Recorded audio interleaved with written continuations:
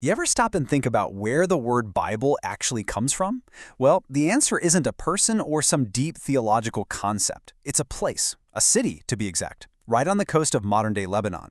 So let's dive into the incredible story of Byblos, the city that, in more ways than one, literally gave us the written word. Okay, so first things first.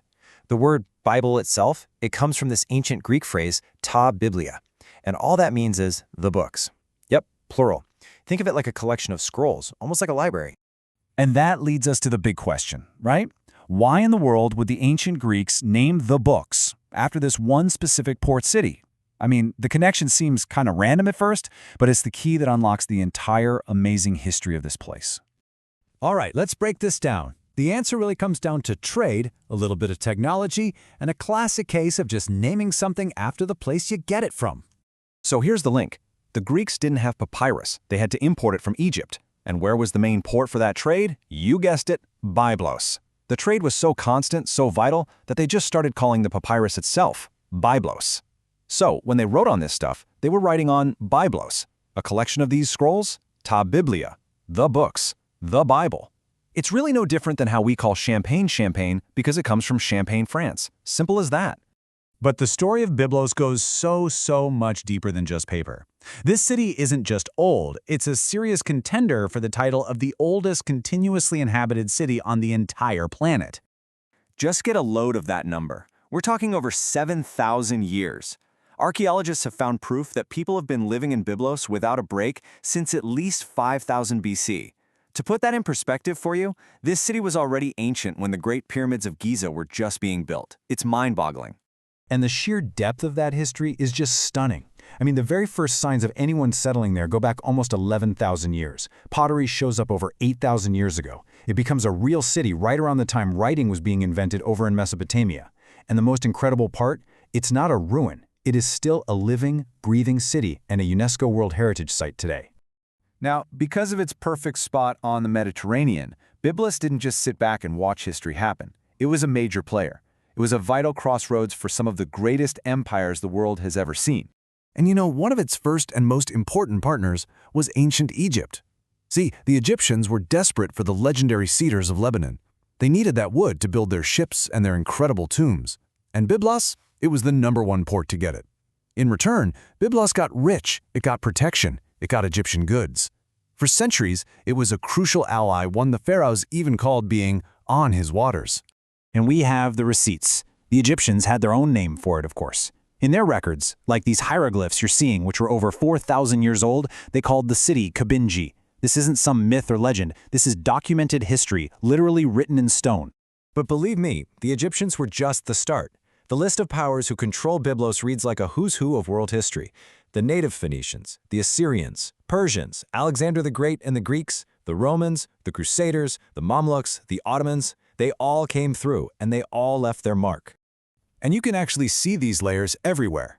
You can stand in Byblos today and see Roman columns right next to a massive Crusader fortress, like this one, built way back in the 12th century.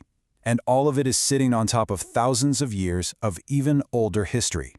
So you can imagine what this means for archaeologists, right? The place is a dream. It's like a layer cake of civilizations. Every time someone digs a new foundation, they could uncover a new piece of the past from a totally different empire, a different millennium. There's a great quote that puts it perfectly. Byblos holds a strong allure for archaeologists due to its accumulations of various strata resulting from countless centuries of human dwelling.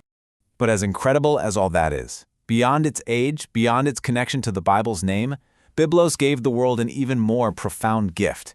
It was a piece of technology you are literally using right this second, the alphabet. So long before the Greeks ever called it Byblos, the people who actually lived there, the Phoenicians, they had their own name for the city. They called it Gebal. And they wrote that name and everything else using a completely revolutionary new system. So here's how it happened. Instead of using thousands of complex symbols for every single word, scribes in Byblos perfected a system with just 22 simple characters, each one representing a sound. And because the Phoenicians were master sailors and traders, they took this super efficient script everywhere they went. The Greeks saw it, loved it, and adapted it, adding in vowels. Then the Romans took that and refined it into the Latin script. And that, well, that's the direct ancestor of the alphabet that many of us use every single day. Just let that sink in for a second. This isn't just some abstract ancient history. The very act of writing a word, the letters A, B, C, that's a technology whose family tree you can trace directly back to this one city. It might just be the greatest legacy of Byblos. And all of this brings us to today, because maybe the most amazing thing about Byblos is that its story isn't over. It's not a museum piece behind glass. It's a living legend. I love this. You can literally see the ruins of the ancient port where those Egyptian ships once docked, sitting right beside a modern harbor filled with yachts and fishing boats. In Byblos, the past and present are just neighbors. They live side by side. So what's the city like now? Well, it's this vibrant, upscale hub. It's famous for its amazing fish restaurants and seaside cafes.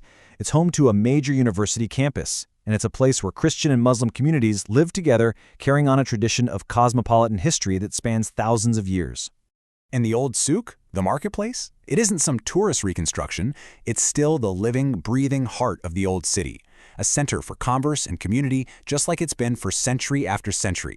So from giving us the word for the Bible to giving us the very alphabet we write with, Byblos is a city that has profoundly shaped our world. It really makes you wonder, after a history that stretches back to the Stone Age, what new layers are still waiting to be added? What stories does this incredible city still have left to tell?